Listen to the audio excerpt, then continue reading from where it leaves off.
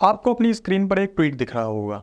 Tweet में दिल्ली के मुख्यमंत्री अरविंद केजरीवाल दिख रहे होंगे। केजरीवाल के ऊपर कुछ लाइनें लिखी दिख रही होंगी और सबसे ऊपर कांग्रेस का ट्विटर हैंडल दिख रहा होगा। नमस्कार, मैं हूं अर्पित और आप देख रहे हैं द पैम्फलेट। दरअसल बात यह है कि 2019 में सपोर्ट देने से लगभग मना कर देने वाली उन्होंने लगभग मना कर दिया।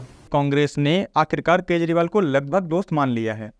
इस दोस्ती को और मजबूती से दिखाया जाए, इसलिए कांग्रेस केजरीवाल द्वारा प्रधानमंत्री मोदी पर दिए गए एक बयान को ट्वीट करके दिखा रही है। केजरीवाल के बयान को कांग्रेस ने कुल 6 लाइन में लिखा है, जिसका एक एक शब्द अगर आप डेटा और तथ्यों के साथ देखें तो यह झूठा साबित होता है। केजरीवाल के बयान का पहला हिस्सा है कि पिछले 10 वर्षों में लोगों के बीच नफरत का माहौल पैदा हो गया है। इसकी सच्चाई क्या है? इसकी सच्चाई यह है कि ना देश में अब कांग्रेस के शासनकाल की तरह 1984 के सिख विरोधी दंगे होते हैं, ना ही 2013 की तरह मुजफ्फरनगर के दंगे। देश में नफरत बढ़ी नहीं है बल्कि कम हुई है। इस बात की गवाही आंकड़े भी देते हैं। नेशनल क्राइम रिकॉर्ड ब्यूरो यानी एनसीआरबी के वर्ष 2009 से लेकर वर्ष 2021 तक के साल दर साल दंगों के आंकड़े मैं आपको बता देता हूँ। कांग्रेस राज के 5 सालों में क्रमशः 2009 में 62,942, 2010 में 67,571, 2011 में 68,500, 2012 में 74,633 और 2013 में 72,126 दंगे देश भर में हुए। यानी किसी भी साल आंकड़ा 60-62 से नीचे गया ही नहीं। बात मोदी सरकार के कार्यकाल की जाए तो वर्ष 2014 में 66,042, 2015 में 65,255, 2016 में 61,977, 2017 में 58,880, 2018 में 57,828, 2019 में 45,985 और 2020 में 51,606 तथा 2021 में 41,954 दंगे हुए। यानी साल दर साल इसमें कमी आई और कांग्रेस के मुकाबले ये अब लगभग आधे होने जा रहे हैं।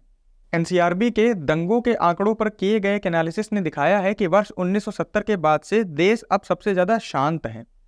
तो फिर आखिर किस नफरत की बात केजरीवाल जी कर रहे हैं?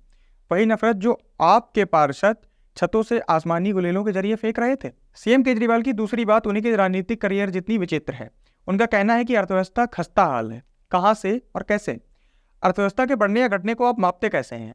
जीडीपी के आकार से, प्रति व्यक्ति आय यानी पर कैपिटा इनकम से, अर्थव्यवस्था की वैश्विक रैंकिंग से या अर्थव्यवस्था के बढ़ने की रफ्तार से?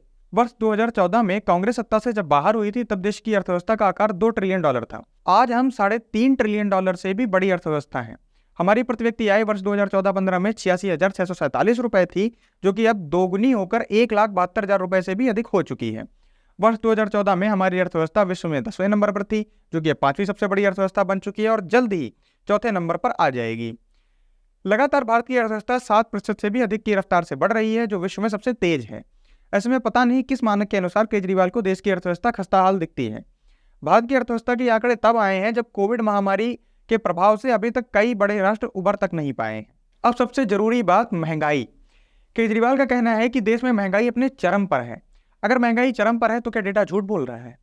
पूरी दुनिया जानती है कि पिछले 25 वर्षों में कांग्रेस की सरकार जब रही है तब महंगाई 8% से 12% तक रही है और ये बात उनके ही खुद के वित्त मंत्री पी चिदम्बरम तक मान चुके हैं। Between 2009 and 2011, inflation was indeed very high. इन सभी ग्राफ्स को एक एक करके देखते जाइए। सब में दिखता जाएगा कि कांग्रेस के राज में देश में महंगाई 12% के भी ऊपर पहुंच गई थी, जो कि आज 4.8% पर है। महंगाई को लेकर जितने भी आंकड़े आज तक आए हैं, सब में यह बात साबित हो चुकी है कि कांग्रेस के शासनकाल में लोगों को महंगाई से जूझना पड़ रहा था, जो कि वर्ष 2014 के बाद से कम हो गया है। अगले 37 अक्षरों में केजरीवाल के जरिए कांग्रेस कहती है कि सभी सेक्टर्स में बेरोजगारी है। उनकी यह बात उतनी सच है जितना केजरीवाल का स्कूल और अस्पताल बनाने का दावा। 3 अप्रैल 2023 को लोकसभा में दिए गए सरकार के जवाब के अनुसार जनसंख्या का काम करने वाला हिस्सा यानी वर्कर पॉपुलेशन रेशियो वर्ष 2017-18 में 46.8% पर था, जो कि वर्ष 2021-22 में बढ़कर 52.6% हो गया। यानी पहले के मुकाबले अब ज्यादा लोग काम धंधे में लगे हुए हैं। लेकिन हाँ, सरकार की एक नाकामी जरूर रही है कि वह सबको केजरीवाल के तरह सरकारी खर्चे पर पार्टी का काम करने के लिए नहीं लगा पाई। आगे केजरीवाल कहते हैं कि लोगों को प्रधानमंत्री मोदी से छुटकारा चाहिए। छुटकारा जनता को नहीं चाहिए माननीय मुख्यमंत्री जी, छुटकारा असल में आपको चाहिए और आपके सहयोगियों को चाहिए, ताकि आप एजेंसियों से बच सकें और अपनी सरकार के शराब घोटाले, नौकरी घोटाले जैसे कामों को आगे बढ़ा सकें। ऐसे ही सच को सामने लाने वाले वीडियोस के लिए देखते रहिए द पैम्फलेट। धन्यवाद।